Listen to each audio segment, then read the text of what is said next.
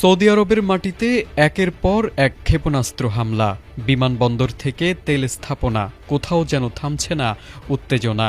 ইরানকে মোকাবিলায় আমেরিকার সঙ্গে হাত মিলিয়ে সৌদি আরব যে কৌশল নিয়েছিল, এবার কি তারই কঠিন মাসুল গুনতে হচ্ছে?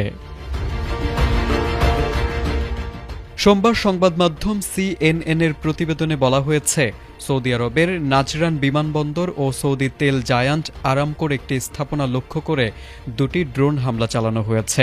ইরানের ঘনিষ্ঠ মিত্ররা দাবি করেছে, নাজরান বিমানবন্দরের একটি সংবেদনশীল লক্ষ্যবস্তু এবং আরামকোর একটি স্থাপনাই ছিল হামলার লক্ষ্য।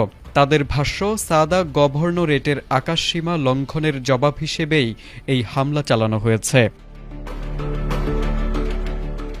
তবে হামলার বিষয়ে সৌদি আরবের পক্ষ থেকে তাৎক্ষণিকভাবে কোনো নিশ্চিতকরণ পাওয়া যায়নি। আধুনিক জেনারেল হাসপাতাল ও উন্নত প্রযুক্তি এবং অভিজ্ঞ চিকিৎসক দলের নিরলস প্রচেষ্টায় আমরা আছি আপনার পাশে। ডেল্টা হাসপাতাল, মায়ের মতোই যত্নশীল। এর আগে ইয়েমেনের সামরিক বাহিনী জানিয়েছিল, গত ২৪ ঘণ্টায় ইরান সমর্থিত সশস্ত্র গোষ্ঠীর লক্ষ্যবস্তুতে ৮১টি অভিযান চালানো হয়েছে। ফলে দুই পক্ষের পাল্টাপাল্টি হামলায় পরিস্থিতি যে দ্রুত উত্তপ্ত হয়ে উঠেছে তাই স্পষ্ট।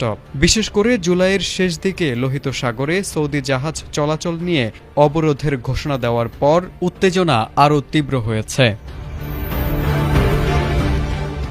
এখন সবচেয়ে বড় প্রশ্ন, এই সংঘাত কি শুধু ইয়েমেনের মাটিতেই সীমাবদ্ধ থাকবে, নাকি সরাসরি সৌদি ইরান উত্তেজনায় রূপ নেবে? একদিকে সৌদি আরব, অন্যদিকে ইরানের ঘনিষ্ঠ শক্তিগুলো। প্রতিটি নতুন হামলা যেন পরিস্থিতিকে ঠেলে দিচ্ছে আরও বড় সংঘাতের দিকে। মধ্যপ্রাচ্যের এই অস্থিরতার পরিণতি কোথায় গিয়ে থামবে, সে